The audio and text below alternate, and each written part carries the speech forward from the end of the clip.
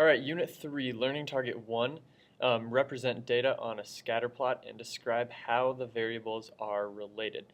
We're going to take down a few definitions. We're going to look at a ton of different scatter plots, and basically we're just going to kind of use some vocab words to describe them. So not a whole lot of math here, really, or computation or anything like that. But we do have some vocab words. So a scatter plot, I'm sure you guys have all seen these before. A scatter plot shows the relationship between two variables measured each on its own axis. So each variable has its own axis. Each point in the data set represents one measure from each variable. We do not connect the points for a scatter plot.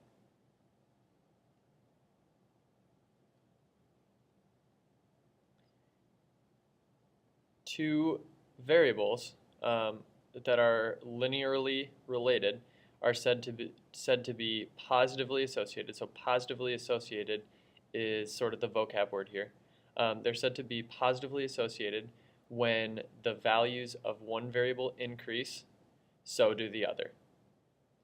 So as one of the variables increases, the other one also increases.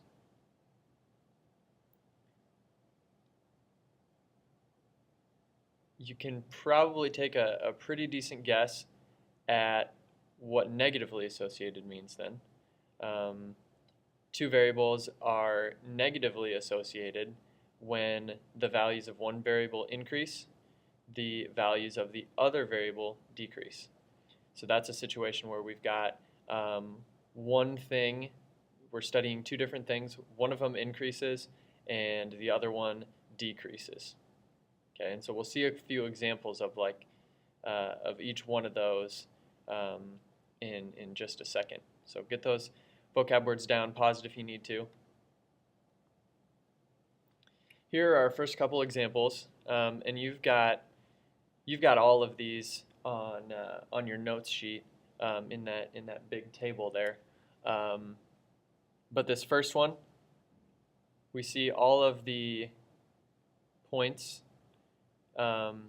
as this variable increases, so whatever this x variable is, as that increases, the y variables also increase. So that is linear, and it is positive.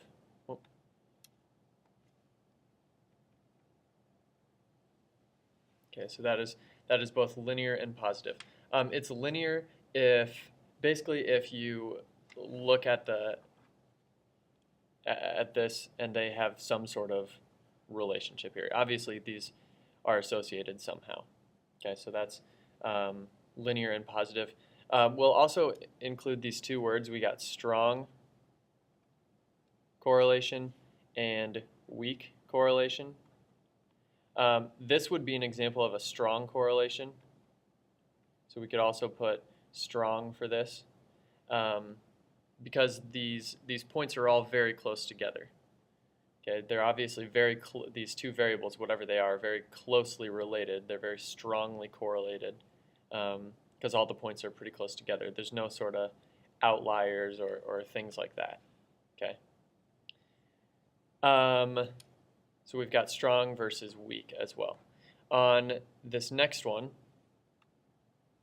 it's also linear. This is negative, and I would call this strong as well, because again, we don't have any sort of outliers.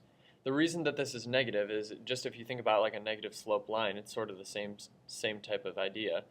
But as this variable increases, whatever it is, this one decreases. Okay? So maybe we could say the two variables here are like number of like healthy foods that you eat, and this would be like your overall health. I don't know.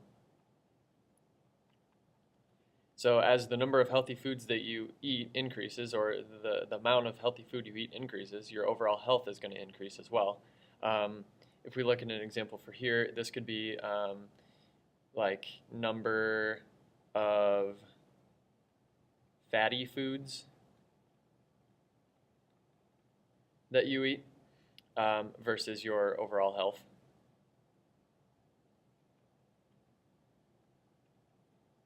So as the number of fatty foods that you eat increases, your overall health decreases. So that's why you get a negative correlation there. All right. Next couple examples, we'll go through these a little more quickly. With this one here, this does not make a line. It's not a positive, strictly positive. It's not a strictly negative. So we call this nonlinear, or we could say that there is no relation between those two. And we could say the same for that one. Okay, so that takes care of your first row on your notes there. Both of these are nonlinear, or we could say no correlation. All right. Your next one here, and this is down a little further in your notes, but this would also be an example of no relation. As this variable increases, this one just kind of stays the same. It doesn't really increase or decrease. It kind of just hangs out and stays the same. So that'd be a no relation. This one here is definitely linear because it makes a line. It's definitely positive because as one increases, the other increases.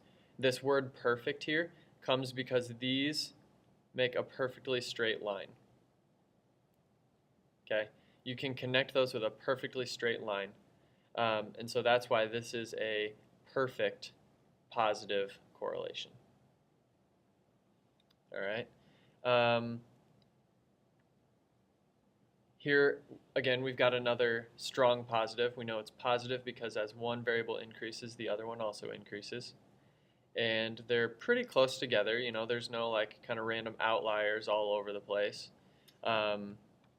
And so since we don't really have any outliers, it's kind of in a nice bunch right here. I would call this a strong positive. Here's an example of kind of a weak positive. Okay, so we know it's positive because as one variable increases, so does the other. But we've got sort of some of these outliers that are kind of, you see the points are a little bit more spread out. We've got sort of these points that just kind of stand out from everything else.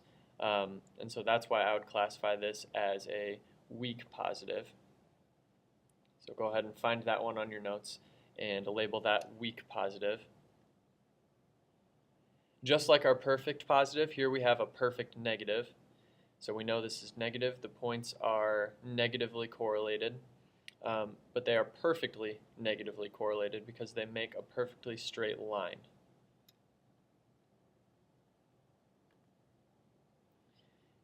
In our next one here, this is a strong negative. It's not a perfect because they don't make a perfectly straight line, but they are very, very close together.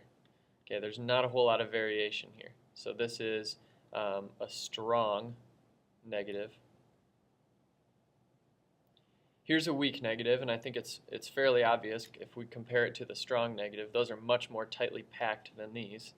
So this would be a weak negative. You've got some kind of outliers in here that sort of just stand out from everything else. They kind of drag things apart, and so that's a negative correlation, a weak negative correlation. Here's another example of just no correlation at all. These points are obviously not positive, all going up, not negative. They don't even like make any sort of design. There's just no correlation here at all. So go ahead and label that one no correlation. And then for class, what we'd like you to do is find any scatter plot somewhere. This can be in a newspaper or a magazine if you have those at home. You could find one online using any of the library search tools, or if you just want to Google to find a spreadsheet or a scatter plot. And then go ahead and print it out or trace it.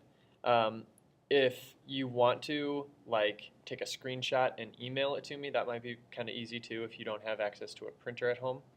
Um, but find a scatter plot somewhere and bring it to class with you because we'll use that then for an activity.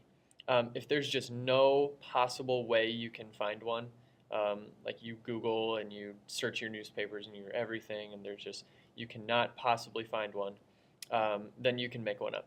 But try to make it realistic, okay? And then we'll use those for a in-class activity.